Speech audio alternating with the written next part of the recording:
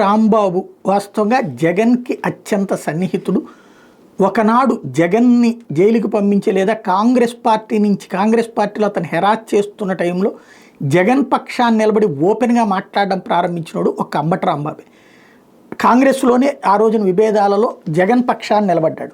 ఆ తర్వాతన జగన్ జైలుకు పంపించినప్పుడు పోరాడినవాడు, జగన్ వెంట నిలబడ్డటువంటి వాడు, 2014లో ఫెయిల్ అయిన 2019లో సక్సెస్ అయినవాడు, ఎమ్మెల్యే అయ్యాక మంత్రి పదవి కూడా తీసుకున్నటువంటి వాడు అంబటి రాంబాబు.